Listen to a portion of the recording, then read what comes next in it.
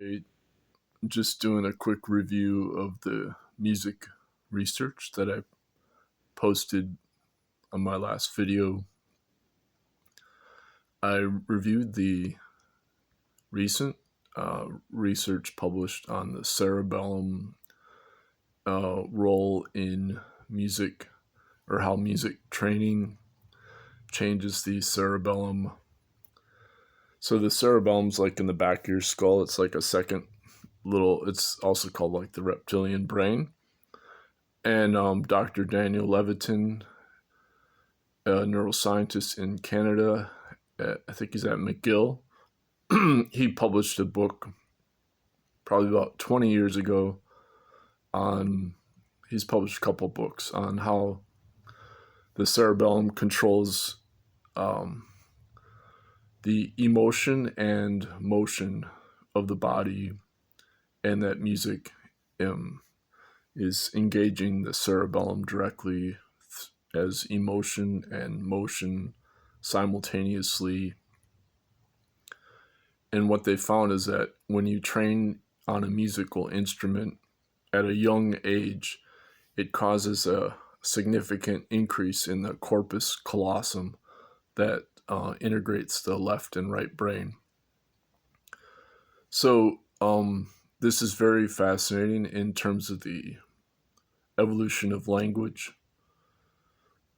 because Professor Michael Carbalis out of Australia, who's somebody I corresponded with him once, again about 20 years ago. He argued that what happened is that primates were using, as we started to use tools, we used the right hand for tool use, and therefore we weren't able to communicate with the right hand because before we used tools primarily, we were gesturing with both hands for communication. And so then since the right hand's controlled by the left brain, in terms of the cerebrum, not the cerebellum, but the cerebrum, then the left brain cerebrum became dominant for language development. So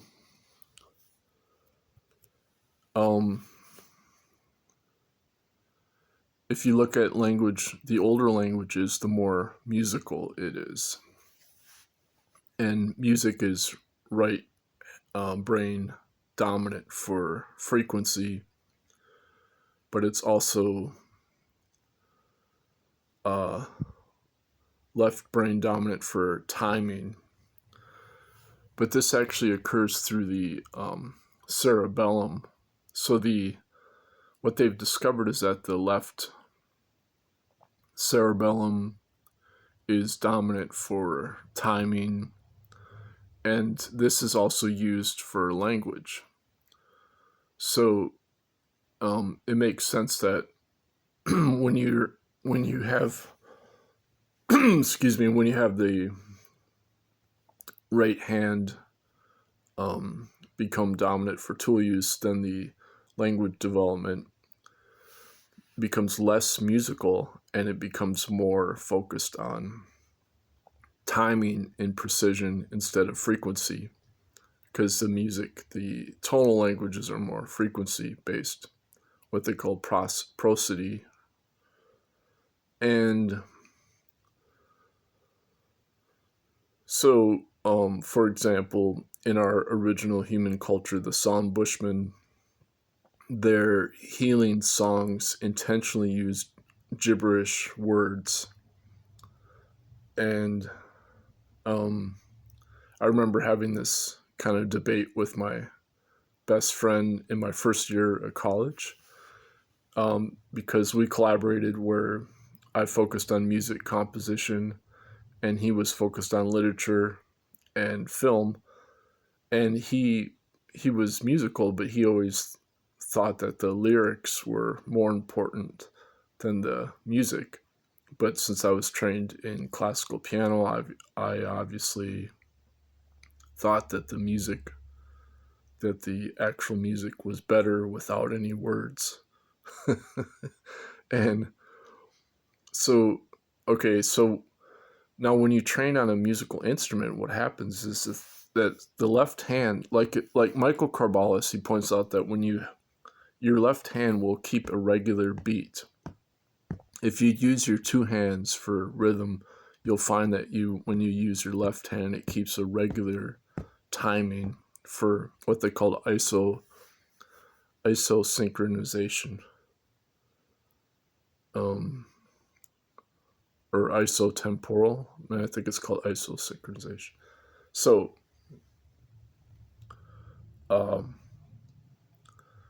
but what's happening is when you learn a musical instrument, the left hand is not only used for timing, but it's also used for frequency, as in pitch. And this is especially true in Bach, because I like to focus on playing Bach when I played piano. And my music teacher said I was very good at memorizing Bach. And she used that to promote me to get into chamber music camp with all these other young musicians who were training to be professional musicians, whereas I was interested in the philosophy of music, so I kind of like subversively undermined all their professionalism because I was listening to punk rock, noise, and free jazz, and I was terrible. Technically, I was terrible on the piano. But my roommate at that camp, he aced the SAT and he got a full ride scholarship to Harvard for music composition, and he became a music professor. We actually composed some music together, and then he like disowned me because I wasn't like socially being professional. I wasn't being upwardly mobile. So, back to the subject here.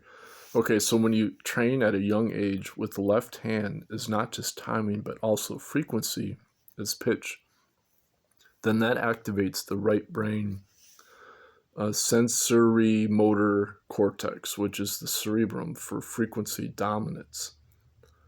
And so the article I read was saying that would explain why the right brain is frequency dominant for music training. Now,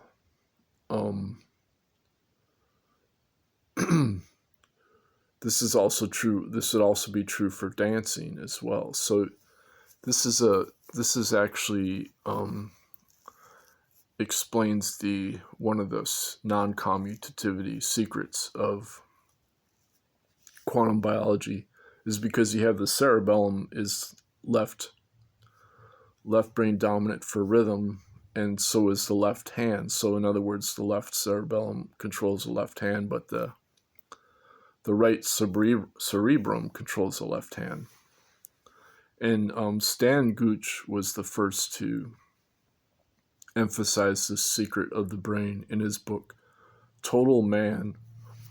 And he argued that because hominins lost touch with our cerebellum, then we became insane as a species, and we lost touch with what it means to be a total man. And then he argued that, and it was precisely because of this cross wiring of the cerebellum with the cerebrum. And there's a term for that in science. I cited in my blog. It's like, I don't know, cerebral, cerebium, I don't know, like modular pathway or something like that. Cross modular pathway. That's probably something like that. Anyway, and then Stan Gooch argued that the Neanderthals had a better connection with the cerebellum and cerebrum, and the Neanderthals, since they had a much bigger brain, they had a bigger visual cortex that see, because the Neanderthal brain was like lowbrow, like, so they didn't have as big of a cerebrum for their cerebral cortex for like symbolic thinking and language, but they had a bigger brain for visual processing and in connection with the cerebellum. And so Stan Gooch was arguing that the Neanderthals would have had more paranormal powers for magic because of this larger brain cerebellum connection, and that the cerebellum is the key connection for developing paranormal powers. And so how is this true in relation to music? When you have that cerebellum, the cerebellum gets enlarged by music training significantly, as I showed on my blog post, and this increases the gray matter, which is the neurons, and as Stan Gooch emphasized, the cerebellum actually has more neurons than the cerebrum. And so basically, when you have that activation of the cerebellum, it's through listening, then it also activates the vagus nerve, because your vagus nerve is connected to the inner ear. It goes into the inner ear. And that's why when people listen to music, they get that tingling chills that the French call a frisson or skin orgasm.